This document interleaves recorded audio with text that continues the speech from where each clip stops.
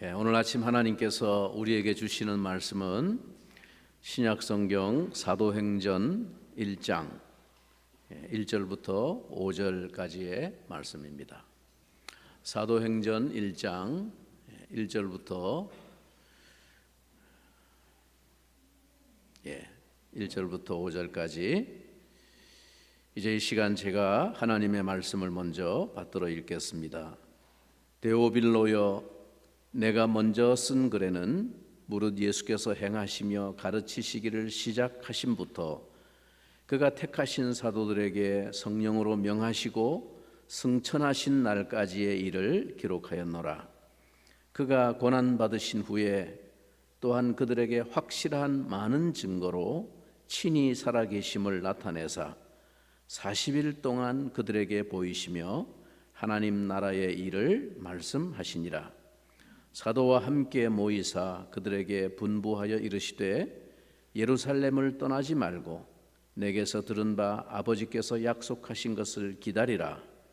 요한은 물로 세례를 베풀었으나 너희는 몇 날이 못되어 성령으로 세례를 받으리라 하셨느니라. 아멘. 사랑하는 성도 여러분, 이번 주일부터 우리는 신약의 사도행전을 함께 살펴보면서 하나님이 오늘 우리에게 주시는 은혜와 교훈을 나누려고 합니다. 이 사도행전은 신약의 그리스도인들에게 상당히 인기 있는 성경 중에 한 권입니다.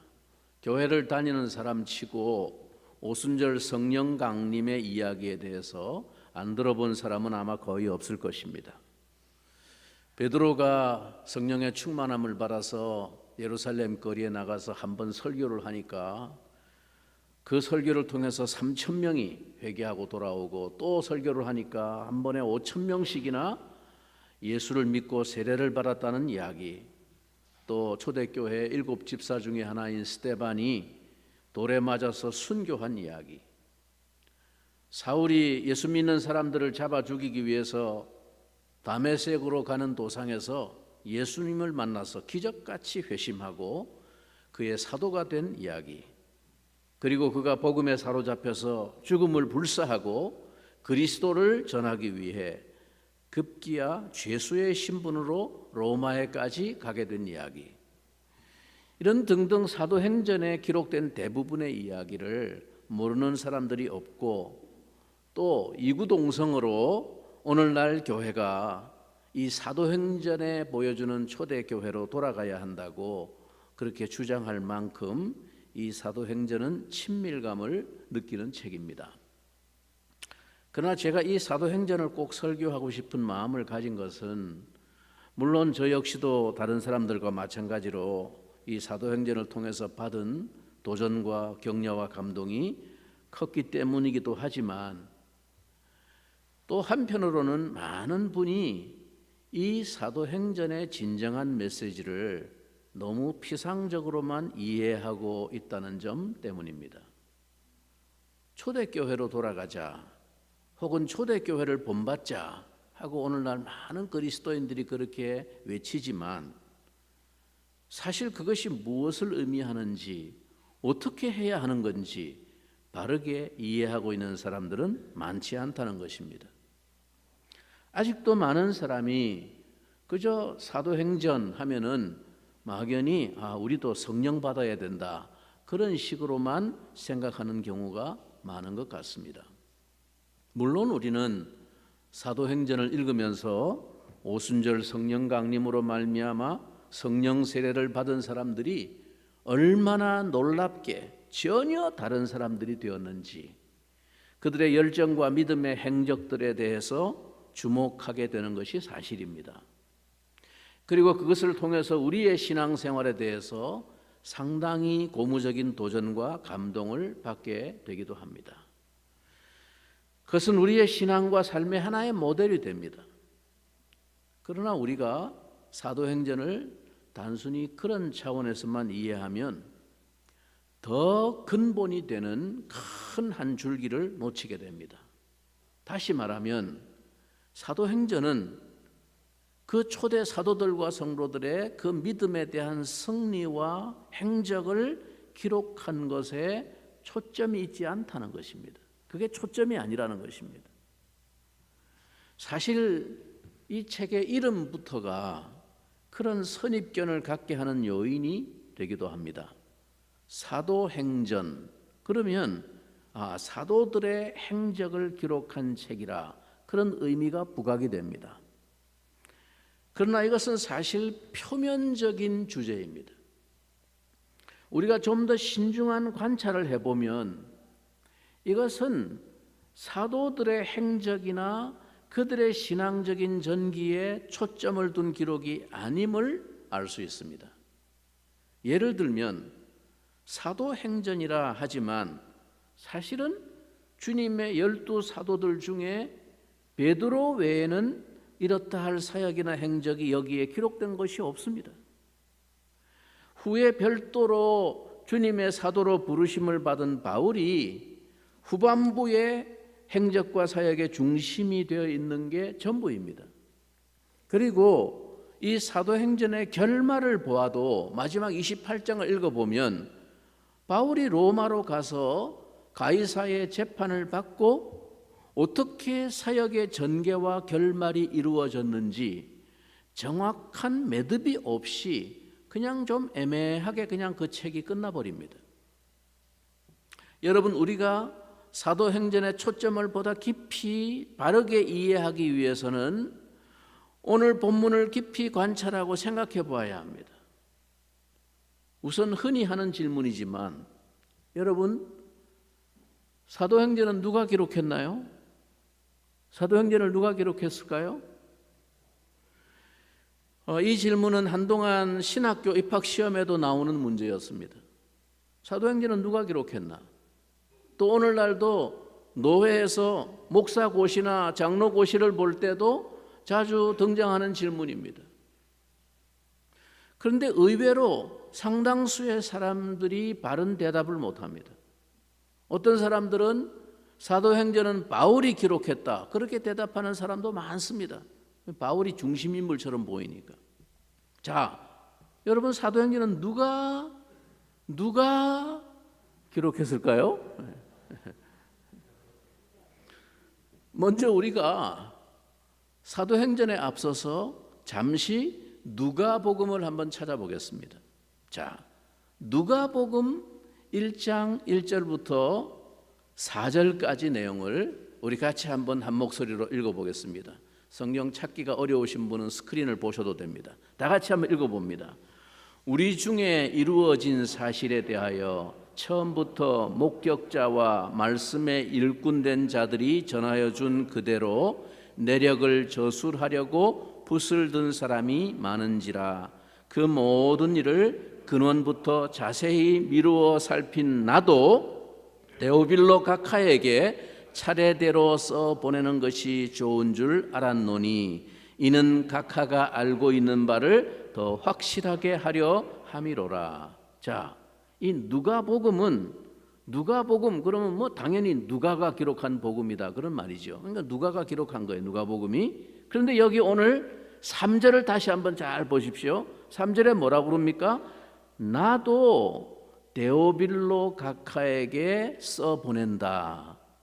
이걸 기록한 사람이 많지만 나도 그 일을 자세히 살펴보고 데오빌로 각하에게 이 일을 써보내기로 작정했다. 그럼 나도라는 사람이 누굽니까? 예, 당연히 지금 이 복음서를 쓰고 있는 누가가 자기를 가리켜 하는 말이죠. 자, 그리고 이제 오늘 우리가 읽은 본문인 사도행전 본문을 다시 한번 읽어보겠습니다. 자, 사도행전 1장 1절과 2절 다시 오늘 본문을 돌아가서 한 목소리로 읽어봅니다.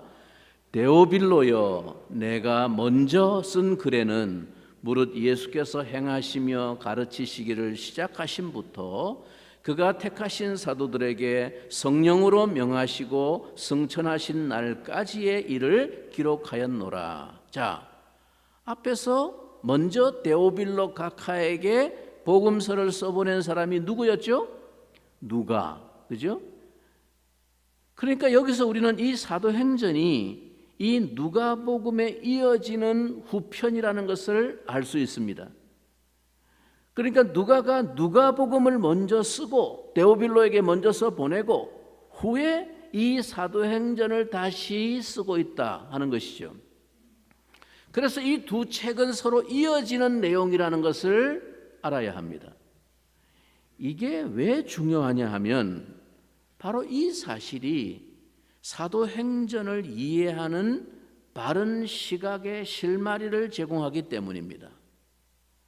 다시 말해서 우리는 이 두 책의 기록 목적과 초점이 무엇인지를 우선 바로 알아야 할 필요가 있다는 것입니다. 이 두 권의 책에서 누가가 부각시키고 싶은 진정한 초점과 주제 그리고 주인공은 누구인가 하는 것을 생각해야 합니다. 자, 오늘 읽었던 사도행전 1장 1절 첫머리에서 먼저 쓴 글에는, 즉 먼저 쓴 글이 뭡니까? 누가복음에서는 무엇을 기록했다고 말합니까? 무릇 예수께서 행하시며 가르치시기를 시작하신부터 그가 택하신 사도들에게 성령으로 명하시고 승천하신 날까지의 일을 기록하였노라. 그렇죠. 복음서의 마지막은 어떤 장면을 기록하고 있습니까? 부활하신 예수님께서 제자들을 격려하시고 교제하시다가 마지막에 제자들이 보는 앞에서 감람산 위에서 구름에 쌓여 하늘로 승천하시는 장면입니다. 그리고 이제 오늘 사도행전은 무엇을 기록합니까? 자, 다 같이 오늘 본문 사도행전 1장 3절을 같이 읽어보겠습니다. 1장 3절입니다. 그가 고난받으신 후에 또한 그들에게 확실한 많은 증거로 친히 살아계심을 나타내사 40일 동안 그들에게 보이시며 하나님 나라의 일을 말씀하시니라. 이건 뭘 말하는 겁니까? 예수님께서 십자가에서 죽으시고 부활하신 것이 그의 사역의 전부가 아니고 끝이 아니라는 것입니다. 우리가 일반적으로 예수 그리스도의 구원 역사를 어떻게 이해하느냐 하면 그의 죽으심과 부활이라는 사건으로만 종결된 것으로 생각하는 경우가 많습니다. 왜냐하면 복음서가 다 그걸로 끝났으니까. 교리적으로도 우리가 일반적으로 예수 그리스도의 구원 사역은 이제 다 완성되었다라고 말합니다. 다 이루었다고 말씀하신 주님의 마지막 말씀을 통해서 우리는 그의 사역이 완성되었다라고 말합니다.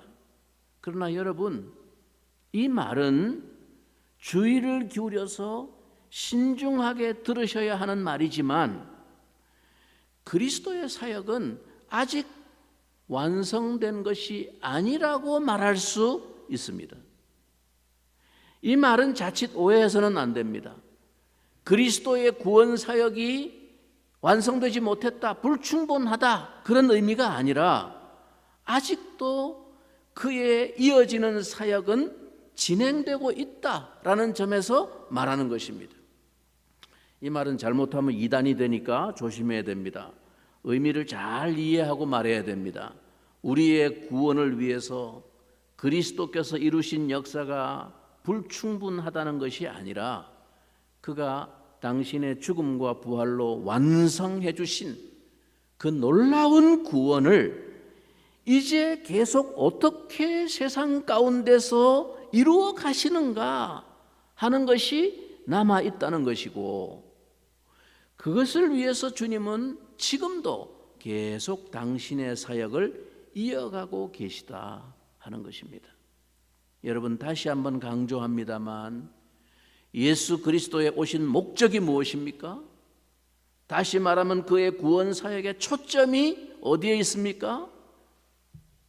이것은 우리가 잘 아는 대로 베드로가 가이사랴 빌립보에서 예수님께 신앙 고백을 했을 때 주님께서 그에게 하신 말씀 속에 잘 나타나 있습니다. 베드로가 그때 주님 앞에 뭐라고 신앙을 고백했습니까?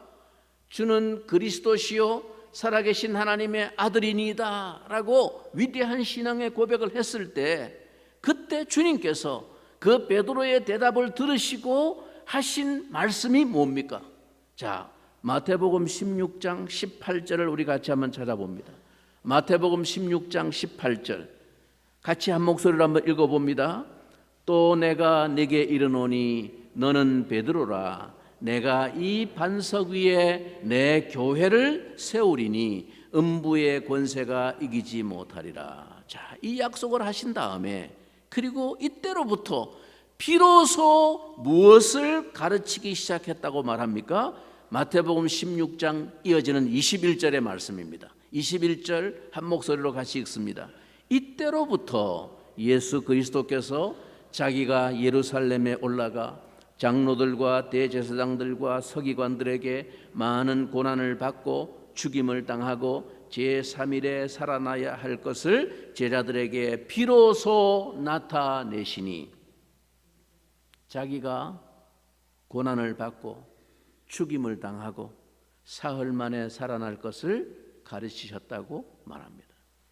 즉 예수님께서 당신의 교회를 세우리라, 이 신앙의 고백의 터 위에 내 교회를 세우리라 라고 말씀을 하시고 그 후부터 이제 그 일을 이루시기 위해서 먼저 당신이 죽임을 당하고 부활해야 할 것을 가르치셨다라는 것입니다. 그러니까 주님의 십자가와 부활 사역이 무엇을 이루기 위한 기초입니까? 교회를 세우기 위한 기초입니다. 이것이 예수 그리스도의 사역의 초점과 성격을 이해하는 중요한 키가 됩니다. 다시 말하면 이 사도행전은 바로 그리스도의 구속 사역의 후편 혹은 속편이라는 차원에서 이해해야 하는 것입니다. 우리가 여기서 바로 사도행전의 교회론적인 토대를 발견합니다. 주님은 이제 베드로의 신앙 고백을 듣고 말씀하신 대로 그 신앙의 고백의 터 위에서 당신의 교회를 세우시는 사역이 이제 어떻게 이어지는지를 보여주고 있는 것이 사도행전이라는 말입니다. 그 속편 사역에 우리를 부르시고 우리를 통해서 일하시며 우리를 파트너로 동역자로 세우신다는 것이죠. 이제 사도행전이 이 첫머리에서부터 왜 성령의 약속이 강조되느냐 하면 바로 이런 이유 때문입니다. 자, 오늘 본문 사도행전 1장 4절을 같이 읽어보겠습니다. 4절과 5절입니다. 다 같이 읽겠습니다. 사도와 함께 모이사 그들에게 분부하여 이르시되 예루살렘을 떠나지 말고 내게서 들은 바 아버지께서 약속하신 것을 기다리라. 요한은 물로 세례를 베풀었으나 너희는 몇 날이 못되어 성령으로 세례를 받으리라 하셨느니라.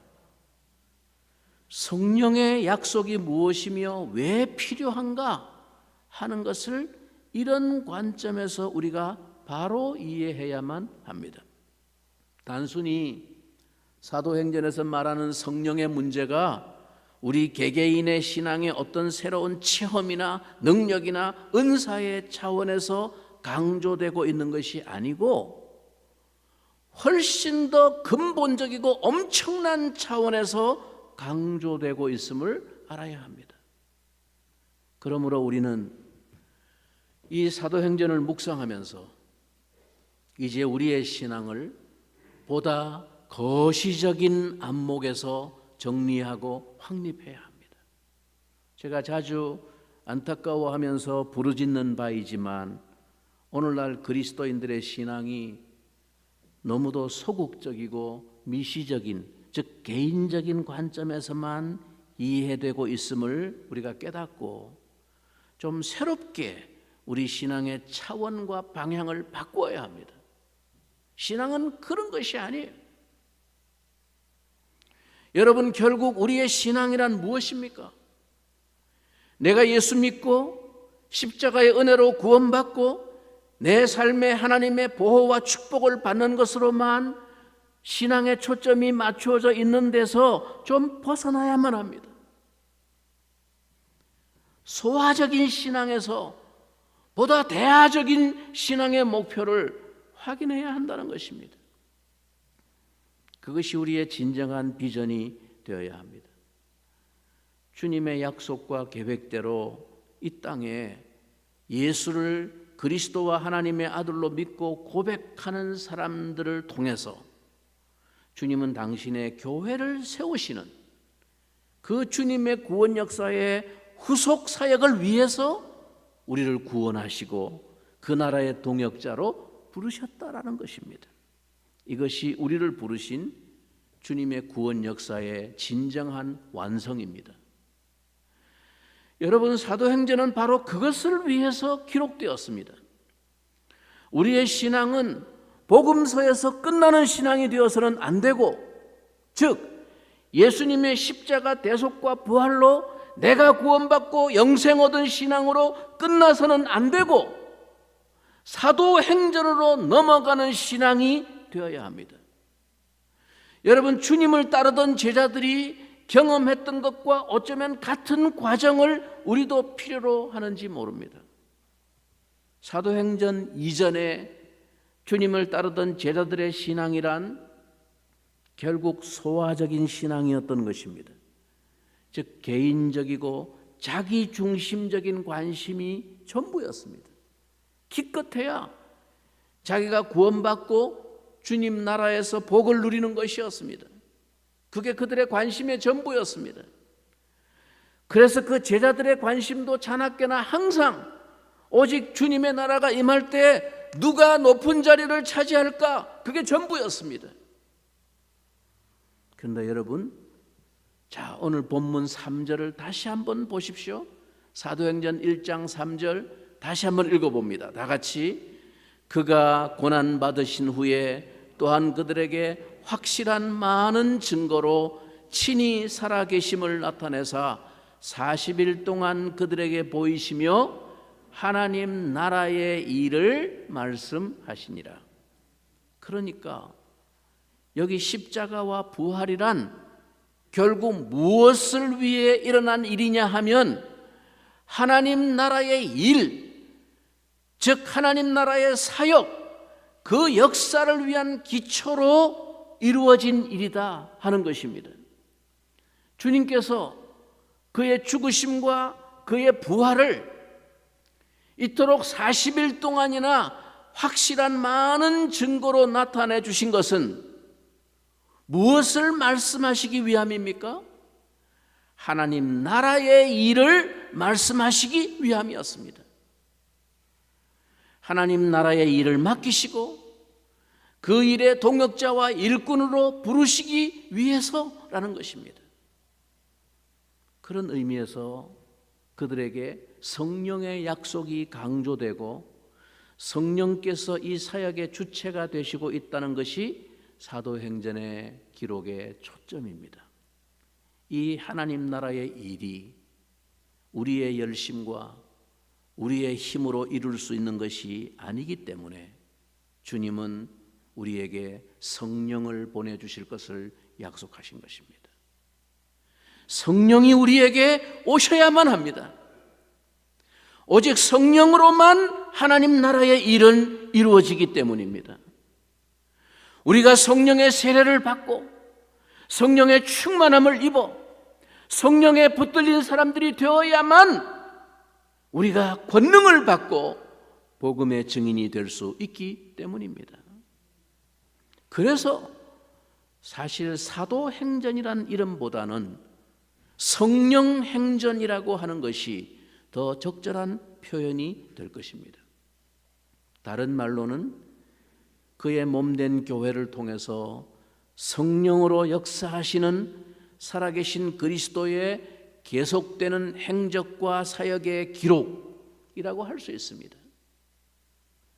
여러분, 누가복음을 몇 구절 우리가 인용했습니다만 이 누가복음을 자세히 관찰하면서 읽어보면 다른 데는 나타나지 않는 누가복음에만 나타나 있는 우리 주님의 깊은 탄식이 하나 기록되어 있습니다.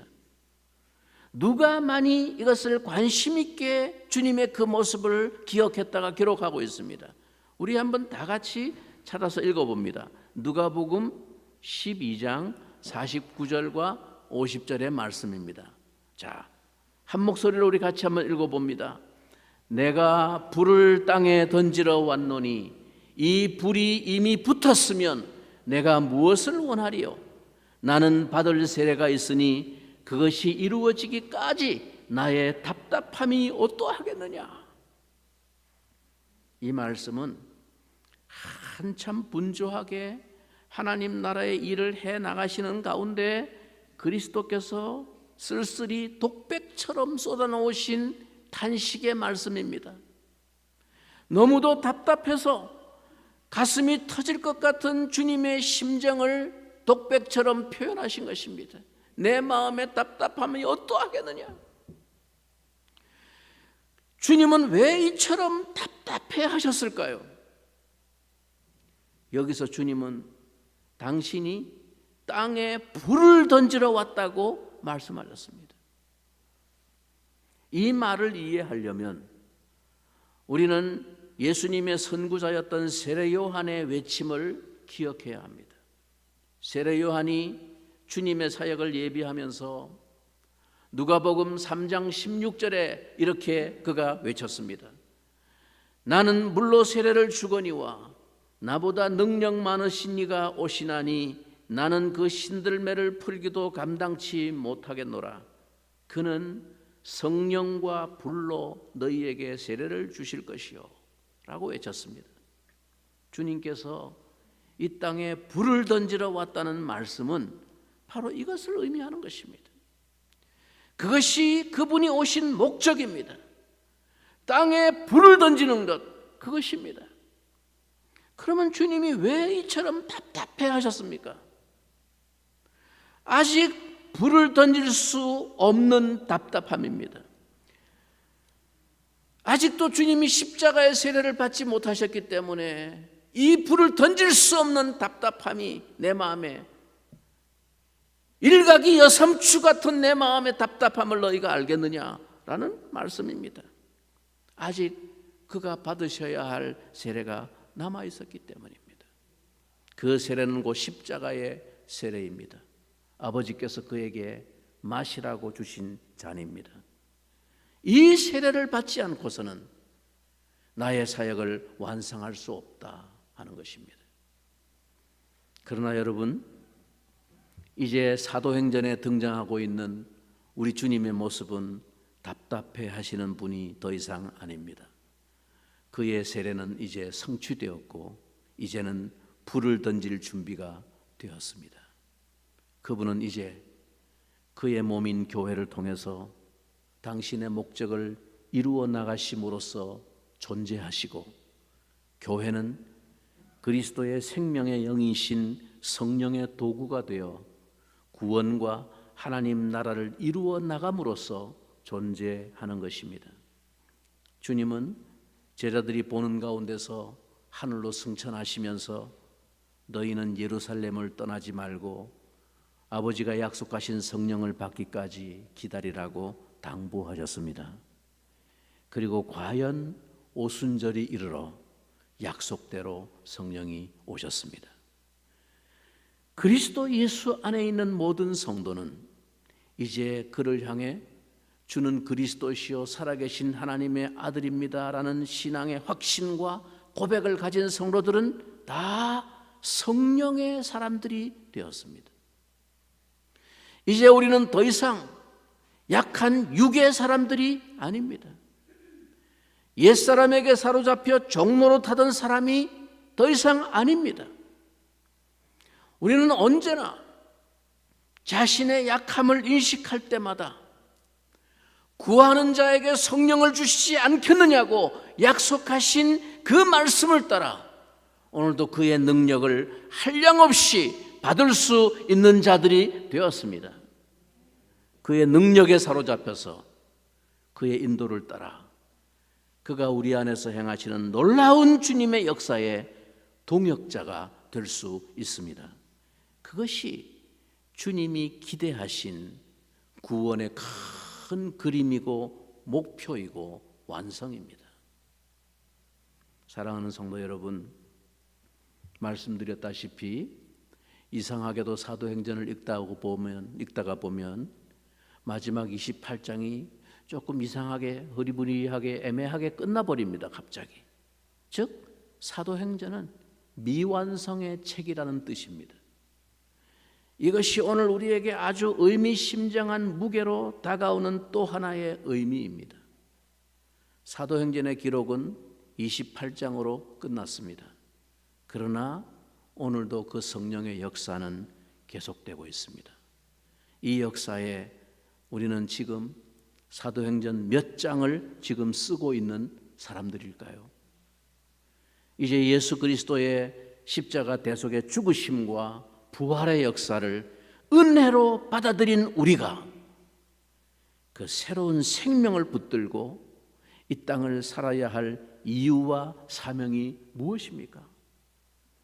이제 부활의 생명을 간직한 우리는 부활 이후의 삶을 살아갈 소명을 받은 자들입니다.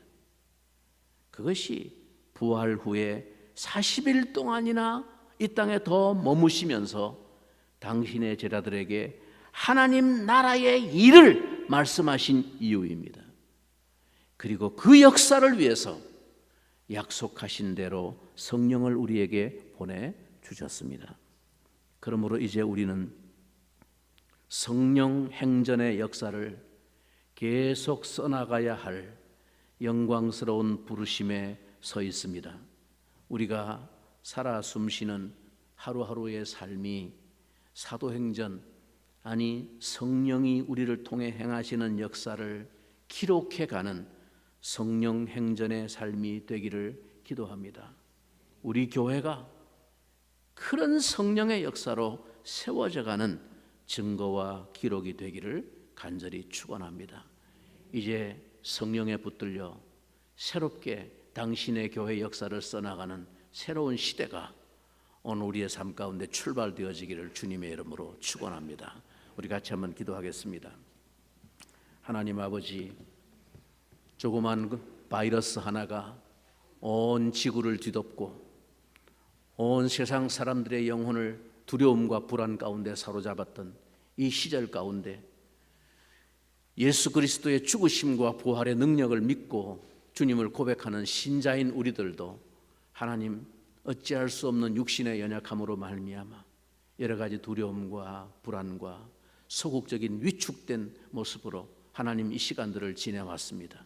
주여 우리를 불쌍히 여겨주시고 이제는 더 이상 우리가 육의 약함 가운데 사로잡혀 있는 자들이 아니라 약속대로 성령이 우리에게 오셨음을 기억하면서 우리와 함께 하시는 성령의 역사로 말미암아 놀라운 주님의 역사를 기록해 나가는 새로운 교회의 역사가 우리를 통해서 쓰여질 수 있도록 하나님 우리를 새롭게 일으켜 주시옵소서.